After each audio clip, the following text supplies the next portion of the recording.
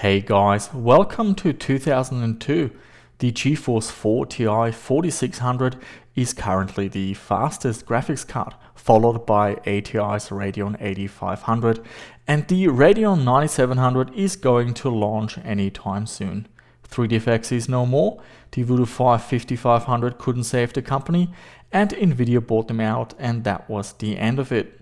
But there was one more company left, and that was Matrox.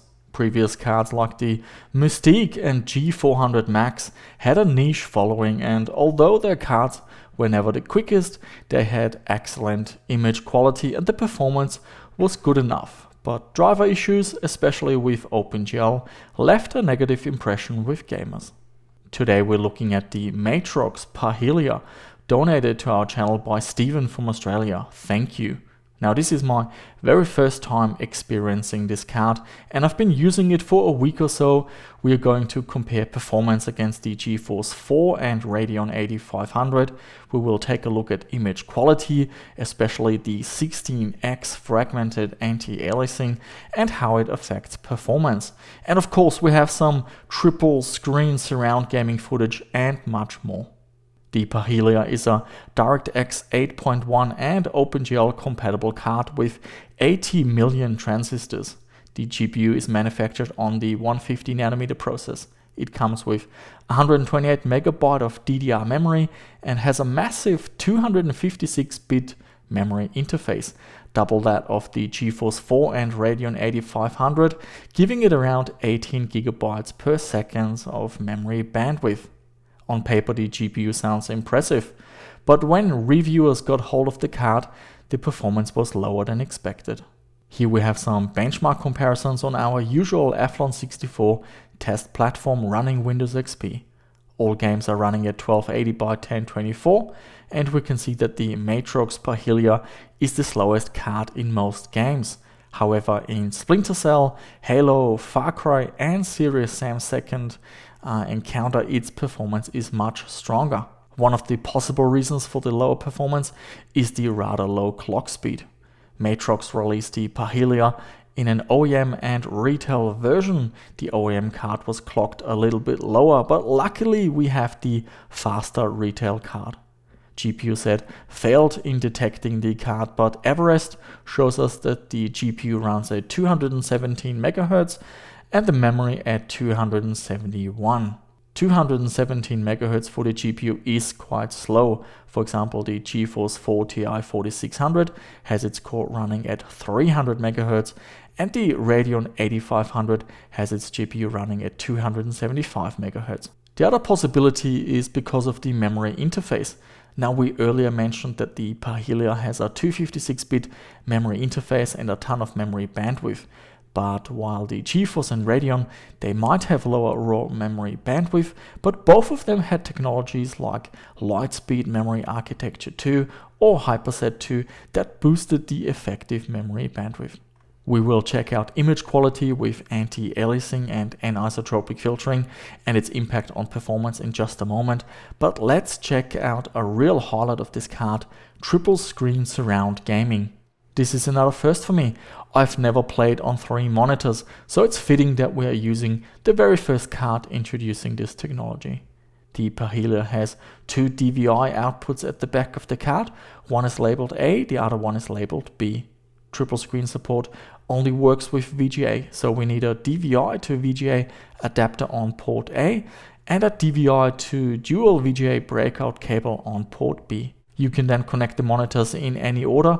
The driver has a nice wizard that lets you put all the screens in the correct order, as well as other driver options that make it easier working with multiple monitors. In triple screen mode, the highest resolution per monitor is 1280 by 1024, so that gives us a combined resolution of 3840 by 1024. This is quite a demanding resolution for games, but there are other resolutions to choose from, starting with 2400 by 600. And the way it works with gaming, basically any game that supports these ultra wide resolutions and the correct aspect ratio will work with the Parhelia across 3 screens. Here we have Return to Castle Wolfenstein and how it looks in surround gaming mode. I used the Nightmare patch together with the GOG version to select the 3840 by 1024 resolution. Another aspect that the Parhelia was praised for is image quality. Firstly, the VGA outputs are top notch and as good as it gets.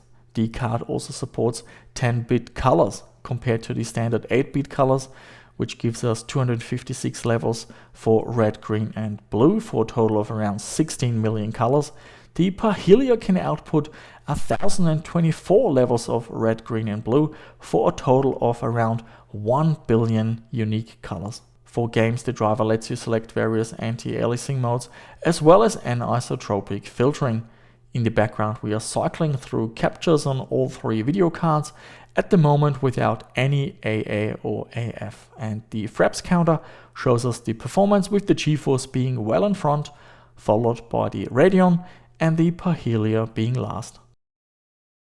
Let's have a look at anisotropic filtering first. On the GeForce we can select 8x, on the Radeon 16x, and the Parhelia only has an option to turn it on, but no information as to which level we are getting. So here we can see all 3 cards with AF set to the highest setting. Look at the ground going into the distance towards the door frame, and also look at the board on the right side wall, especially the far end. With AF enabled, these textures are much clearer. It's very difficult to see much of a difference between the GeForce and the Radeon. However, the GeForce loses a ton of performance, whereas the Radeon loses very little, so little in fact that the Radeon is now actually faster than the GeForce. The Parhelia doesn't filter textures very well compared to the competition. It is likely using a lower level of anisotropic filtering, which is a bit surprising to be honest. The Parhelia also doesn't lose too much performance, but it is still behind the other cards. And now let's take a look at anti-aliasing. 3 different technologies are being used. The Radeon uses the old school 4x super sampling. It's a brute force method. The image is basically rendered at a much higher resolution and then scaled down. The end result is beautiful. Everything gets cleaned up, geometry as well as textures, but the performance impact is massive. The game now runs at only 41 FPS. The GeForce uses the more modern 4x MSAA, cleaning up jaggies from geometry, but unable to clean up textures. Performance is much better though, and the game still runs at 64 FPS. The Matrox Parhelia uses 16x fragmented anti-aliasing. Just like MSAA, it only cleans up jaggies with geometry, but it is a bit smarter and it has transistors on the GPU dedicated to identifying the edges that need to be cleaned up. The resulting image has cleaner geometry compared to 4x SSAA and MSAA on the other cards, and it's also very fast. The Parhelia now renders at 56 FPS and has overtaken the Radeon, and it's not far behind the GeForce. Now the Parhelia can also do 4x SSAA, but with only 25 FPS, it is much slower than the Radeon. What an interesting card, with a lot of unique technologies such as triple screen surround gaming and fragmented anti-aliasing. Ultimately, it was the poor performance that people remember, and so the Parhelia was Matrox's last hurrah when it comes to gaming. The only other Matrox gaming related product that I can remember is the triple head to go from 2006. And that wraps up this video. Let me know what you think of the Matrox Parhelia. Maybe you have got some interesting stories to share. If you found this video useful and you want to see more content like it, please subscribe, click on the notification bell and give it a like. Thanks for watching, and I shall see you soon with another one.